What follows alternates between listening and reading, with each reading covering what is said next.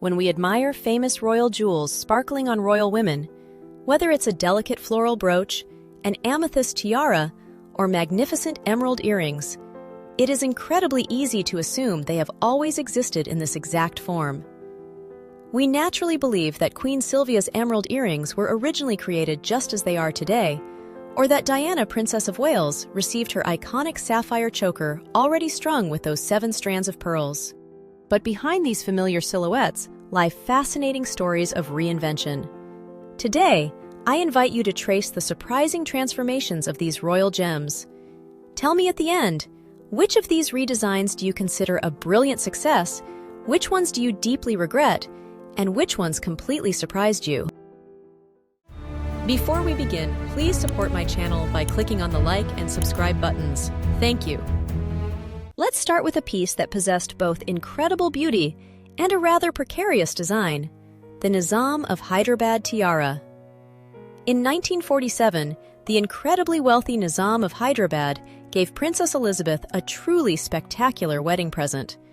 He graciously allowed the young princess to visit Cartier in London and choose whatever she liked from their collection. She selected a magnificent diamond floral tiara, which had been crafted between 1939 and 1947, alongside a matching necklace.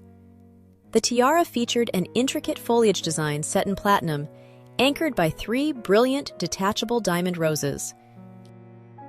Elizabeth looked absolutely radiant in it during the early years of her marriage.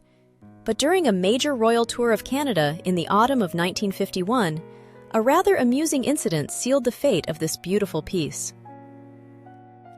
According to Canadian newspapers from the time, while attending a grand state banquet in Ottawa, the tiara proved to be quite difficult to keep balanced. It was so unstable, in fact, that Elizabeth was genuinely worried the diamond diadem was going to slide forward and fall right into her soup. Perhaps it was this unwieldy nature that ultimately led to its demise. In 1973, the tiara was completely dismantled, and its diamonds were used to construct the Burmese ruby tiara we know today. Fortunately, the jeweler's scalpel spared the most delicate elements of the original Cartier design. The 3 diamond roses were preserved and adapted into individual brooches.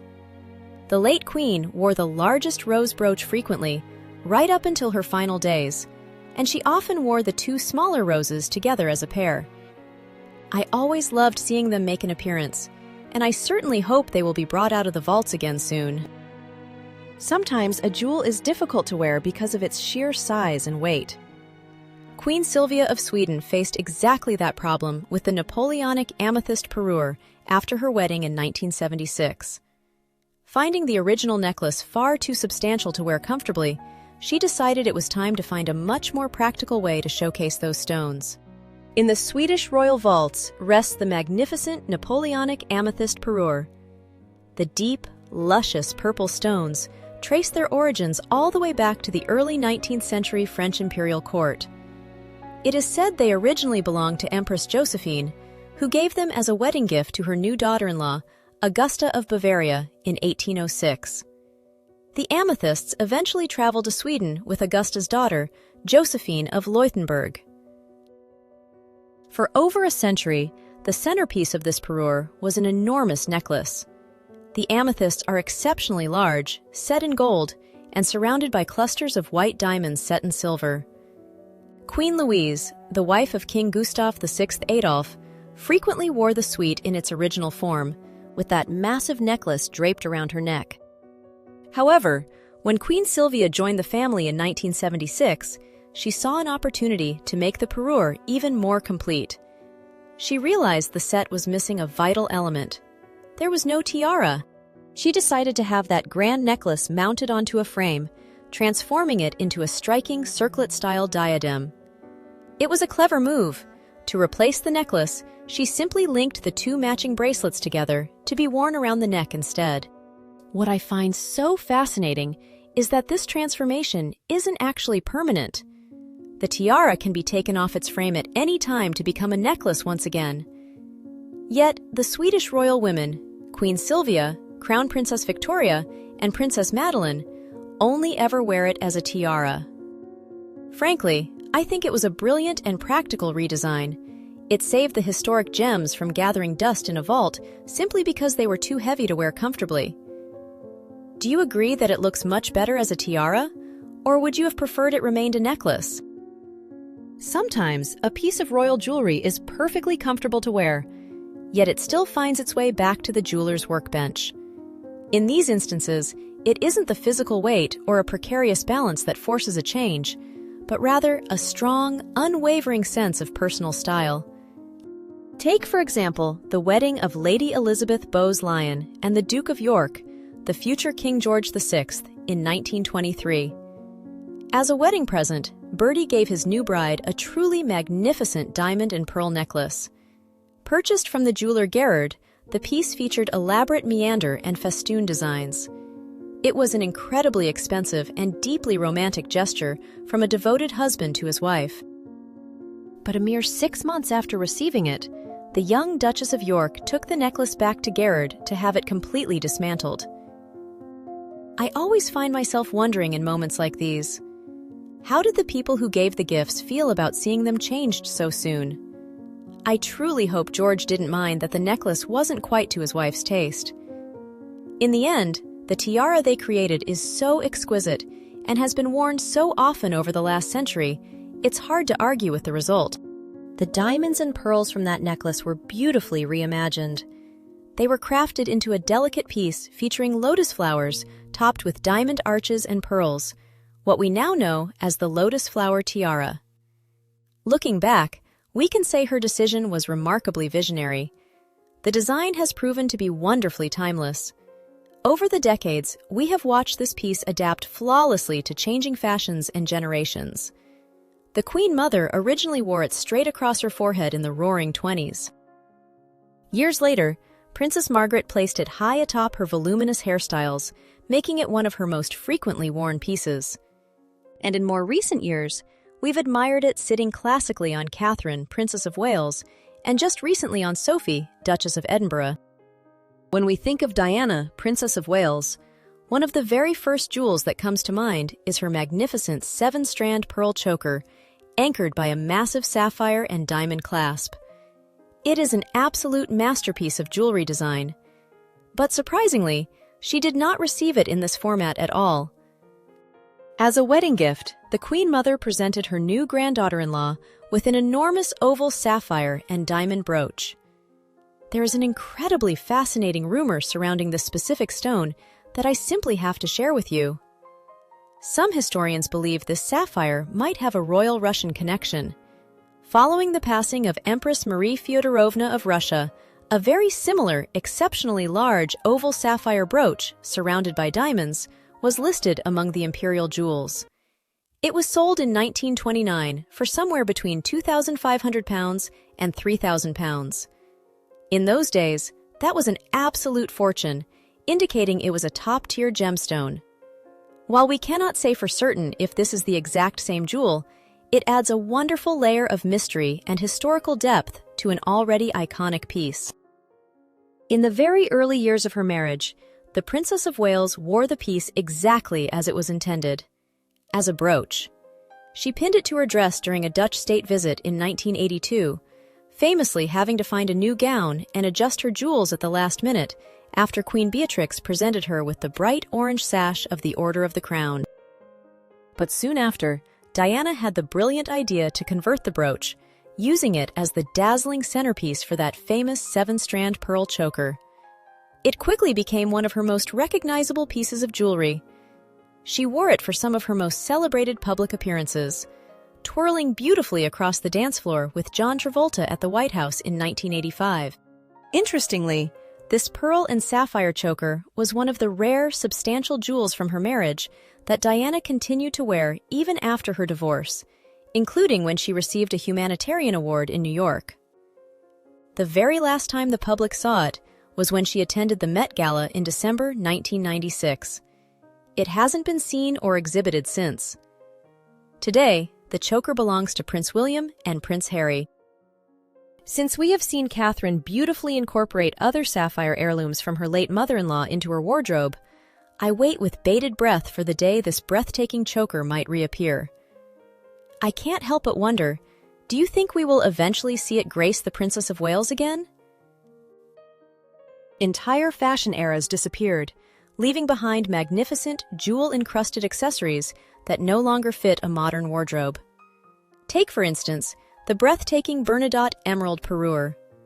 When we see Queen Silvia or Crown Princess Victoria at a grand banquet, they often wear a spectacular necklace of emerald and diamond medallions. It is the absolute picture of feminine royal grace, yet this piece originally decorated a man's waist. In the royal inventories of 1844, it was recorded as a sash, an écharpe, belonging to the first Bernadotte king, Karl XIV Johann. In those days, these jeweled sashes could be quite extensive, sometimes worn in multiple rows all the way down to a lady's shoes. It wasn't until the 1880s that Queen Sofia decided this was, as they say, a bit boring. She reportedly used sewing thread to link the medallions together herself to see how they would look as a necklace. The transformation was so successful that by the 1950s, the medallions were officially linked by a jeweler. These stones are believed to be from Colombia, possessing that legendary inner glow that makes emeralds so mesmerizing. Just recently, Queen Silvia took it a step further. We learned that she had two of those historic medallions carefully removed from the shortened necklace to create a stunning, elegant pair of matching earrings. I absolutely love this kind of resourcefulness. It keeps the history alive while making the jewels completely wearable for today. While the Swedish emeralds required a jeweler's intervention to become earrings, the Dutch royal family has mastered a level of versatility that is practically unrivaled. They possess a collection where the most grand, intimidating pieces can be broken down into delicate components in a matter of minutes. And nowhere is this more evident than in the legendary Stuart tiara. At the heart of the Dutch jewel vaults sits the magnificent tiara, created in 1897 for Queen Wilhelmina using the historic house diamonds of Orange-Nassau. Set at the very top of this piece is the legendary Stuart diamond itself, a rare blue-green rose-cut stone with a history stretching back to William III and Mary II of England in the 17th century. But what I find even more captivating than the stone itself is the extraordinary versatility hidden within the design. The enormous diamond clusters that sit across the top of the diadem are completely detachable. When the jeweler Edward Sherman designed this piece more than a century ago, he created it to function almost like a royal jewelry construction set. The large clusters can be easily removed to be worn individually as brooches, pendants, or, most spectacularly, as earrings. Queen Maxima has embraced this versatility brilliantly. On major occasions, we've seen her double the drama by wearing these elements as striking double diamond earrings, with one large cluster suspended beneath another. But on other days, she might choose a slightly more refined statement by removing the upper sections and wearing only the larger diamond clusters on their own. To me, this is the most elegant kind of transformation because it respects the original masterpiece completely. Nothing is dismantled, and no historic framework is destroyed. One evening, these diamonds form part of one of Europe's most imposing floral-style tiaras, and the next, they become contemporary earrings for a museum gala or even a formal daytime event. I honestly think this kind of engineering was astonishingly ahead of its time. Sometimes, a jewel we now see as a priceless heirloom started life as something quite different, like a man's accessory or even a sturdy fastener. In 1831, King William IV wanted to present his wife, Queen Adelaide, with a magnificent pearl necklace for their coronation year. To create the clasp for this necklace, he thriftily handed over a spectacular diamond badge of the Order of the Bath that had belonged to his late father, King George III. The jewelers at Rundell and Bridge dismantled the historic insignia, using its large central diamond and the surrounding stones to create a highly valuable fastener. Today, we almost never think of it as a mere clasp. Designated as an heirloom of the crown by Queen Victoria, it is passed directly from queen to queen, and we have grown accustomed to seeing it worn entirely on its own as Queen Adelaide's diamond brooch. You might even remember seeing it during a very famous television moment. Queen Elizabeth II chose this exact historic diamond brooch to wear during her wonderfully unexpected entrance alongside James Bond at the opening of the 2012 London Olympic Games. My personal favorite has to be a rather massive, slightly mysterious diamond ornament that dates back to the reign of Queen Victoria. It is known as the cockade brooch. When you look at it, you immediately notice that it doesn't have the delicate, flowing lines of a typical Victorian floral spray. It is structured, rigid, and incredibly imposing. That is because experts strongly believe this piece was originally created as a brilliant ornament for a gentleman's cockade hat.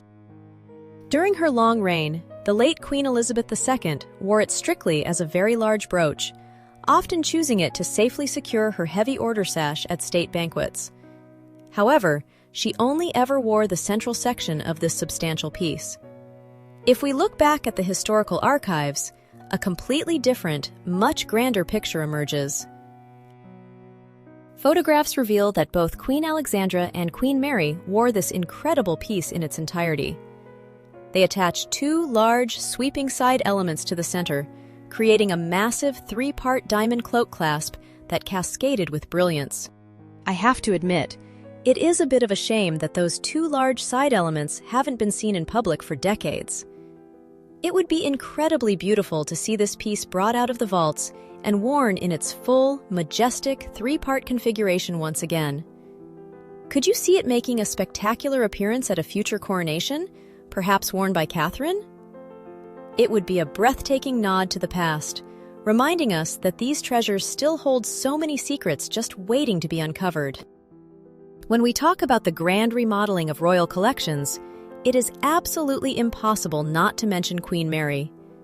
To say she had a passion for jewelry would be a severe understatement. She approached the British royal vaults like a master architect, assessing a box of extremely precious building blocks. She possessed an impeccable, highly trained eye for design. But what I find most fascinating about her is her absolute lack of sentimentality.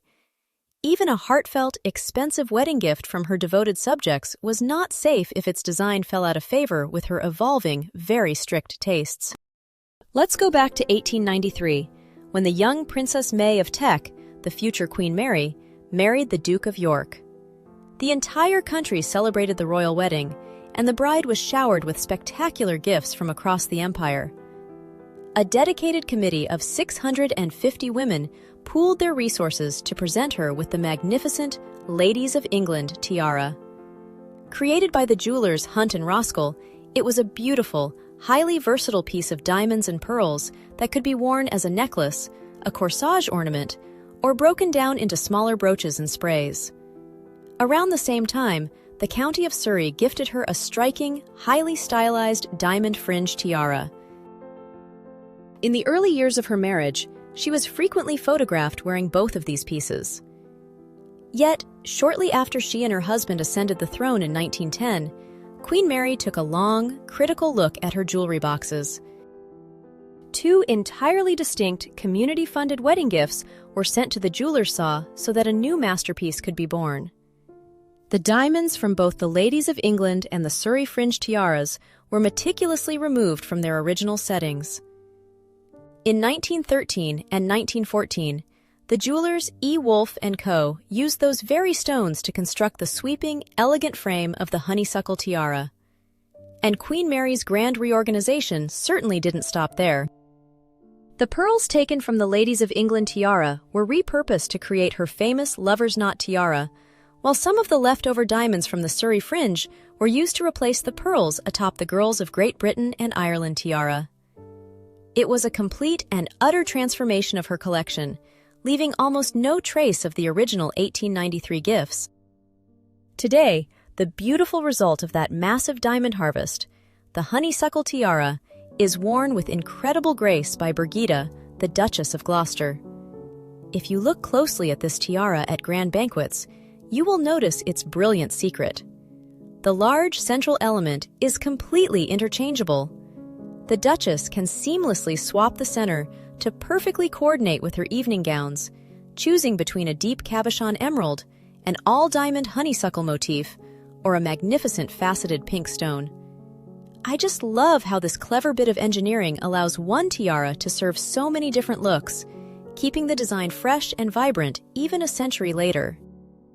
But the brilliant, calculating mind of Queen Mary left a legacy that extends far beyond the tiaras we see today. One of Queen Mary's stunning personal pieces frequently catches the light on Catherine's wrist during major royal events. It is a striking, geometric diamond piece crafted in a very distinct Art Deco design. During the 1920s, Queen Mary famously wore this piece flush against her neck as a tight diamond choker. Yet, Catherine isn't the first to prefer it on her wrist. The Queen Mother was also a fan of wearing it as a bracelet, most notably in those famous portraits taken for her 75th birthday. When Catherine has brought it out for glittering occasions, like the Chinese state banquet, a gala in Paris, or the glamorous BAFTA Awards, she has continued this tradition. It looks undeniably gorgeous in this format, though I confess I'm still curious to see if Catherine might one day surprise us by wearing it exactly as Queen Mary once did, clasped elegantly around her neck. It seems that queens who share the name Mary have a particular, almost instinctive talent for seeing the hidden potential in their family's jewelry vaults. While Queen Mary of the United Kingdom famously reorganized the British collection to suit her sharp eye, her namesake in Denmark, Queen Mary, is now showing a similarly inventive spirit. She has a wonderful way of taking pieces that have been tucked away for decades and turning them into the absolute stars of modern state banquets. For decades, visitors to the royal treasury beneath Rosenborg Castle could gaze upon the Danish crown jewels, which included a rather unusual piece, a long, heavy diamond chain, or girdle. The stones themselves carry an incredible history. They are rose-cut diamonds that once belonged to Princess Charlotte Amalie back in the 18th century. In 1840, they were set into this grand belt design, intended to wrap gracefully around a heavily corseted waist, highlighting the sought-after female silhouette of the era. They were last worn in that full, cascading form by Queen Lovisa in the early 20th century. As fashions dramatically changed and corsets disappeared, the diamond belt simply fell out of use. It lived a quiet, shadowy existence as a museum exhibit, admired by tourists but untouched by royal women. But in December 2024, Queen Mary stepped out at a state banquet for the President of Egypt, and the royal watching world collectively gasped. She debuted a brand new, beautifully elegant diamond bandeau. Working closely with museum experts and a master goldsmith, Mary had the largest stones from that historic belt carefully mounted onto a new frame to be worn in the hair. What I find most remarkable about this redesign is the deep respect for history. The jewelers preserved the original closed silver settings from the 1840s. Because of this, the rose-cut diamonds, which have a flat base and triangular facets, do not flash and blind you like modern brilliance. Instead, the tiara glows with a special, muted, almost candlelit warmth. Giving these stones a second life without erasing their historical essence was a beautiful decision. And this creative streak has only continued. In late April 2026, royals from across Europe gathered at the Royal Palace in Stockholm to celebrate the 80th birthday of King Carl XVI Gustaf of Sweden. It was a night of magnificent gowns and historic jewels, but Queen Mary managed to steal the spotlight with a piece that carried a deeply touching connection to the host country. She appeared in a striking, densely packed diamond floral tiara. However, this beautiful diadem began its life as something entirely different. In 1850, King Oscar I of Sweden and Norway purchased a spectacular diamond floral bracelet as a wedding gift for his new daughter-in-law, Princess Louise of the Netherlands. The intricate piece eventually traveled to Copenhagen with her daughter, Queen Lovisa of Denmark. For decades, we were accustomed to seeing this dense diamond floral design worn in a very specific, highly dramatic way. Queen Margrethe, Mary's mother-in-law, famously affixed the heavy bracelet to a wide black silk ribbon in the 1980s. She wore it snug against her neck as a bold choker, sometimes even attaching a large antique diamond stomacher as a pendant to lengthen the piece. It was a theatrical, artistic look that suited Margrethe perfectly. But Mary saw a completely different possibility in the heirloom. For the grand Swedish birthday gala, she had the bracelet securely placed onto a rigid frame. The result was nothing short of a triumph. The diamond flowers sat beautifully against her hair, looking every bit like a classic royal diadem. It was a wonderful, thoughtful tribute to the Swedish royal family's history, bringing a Swedish gift back to Stockholm in a completely new format. If we didn't have access to the meticulous royal archives and historical portraits, looking at her that evening, you would never have guessed that this sparkling tiara was originally created to decorate a 19th century wrist. Before we wrap up our journey today, I want to touch upon one final transformation. It's a story I am sure many of you are already quite familiar with, but it perfectly captures the essence of why royal jewels are so frequently remade. We have seen pieces altered because they were physically uncomfortable, and we have seen them dismantled simply because a queen decided a design was outdated. But sometimes, taking a historic jewel apart is just a practical, deeply personal way to pass a family legacy into the next generation. When Prince Philip was preparing to propose to Princess Elizabeth in 1947, his mother, Princess Alice, gave him the magnificent diamond and aquamarine tiara she had received as a wedding gift from the Romanovs in 1903. As many of you know, Philip took this heirloom to the London jeweler Philip Antrobus to be dismantled. He used 3 of the diamonds to craft Elizabeth's classic engagement ring. The story of the engagement ring is well known, of course, but the fate of the remaining stones is just as significant. Philip was personally involved in designing a second gift for his bride, the Edinburgh wedding bracelet. He commissioned a bold, geometric piece in a striking Art Deco style that perfectly matched his own straightforward character. This was a beautiful way for a son to weave his own family's history into the very start of his new life. The late Queen cherished this personal gift and wore it for decades. What makes it even more special is that Catherine, the Princess of Wales, was the very first person the Queen ever trusted with such a meaningful piece. We saw it on her at the Chinese state banquet in 2015 and again at the BAFTAs. A lovely gesture of confidence from the Queen. For me, looking back at all these incredible transformations doesn't diminish the magic of the royal vaults. It actually deepens it. Knowing that a delicate tiara was once a heavy necklace, or that a dazzling bandeau began its life as an 18th century belt, makes these pieces and their histories so much more fascinating and multi-layered. It is this constant, quiet evolution that I personally watch with the greatest interest. But I would love to know what you think. Do you enjoy seeing how these historic jewels adapt and change over time? Or do you prefer that such treasures be preserved exactly in their original state? And perhaps, did some of the redesigns we looked at today feel a bit unnecessary or regrettable to you? Please share your thoughts in the comments below. I truly hope you discovered something new today and had a wonderful time exploring these hidden histories with me. If you enjoyed our conversation, please support this video with a like and subscribe to the channel so you don't miss out on our next journey into the royal vaults. Thank you so much for watching and for sharing this time with me.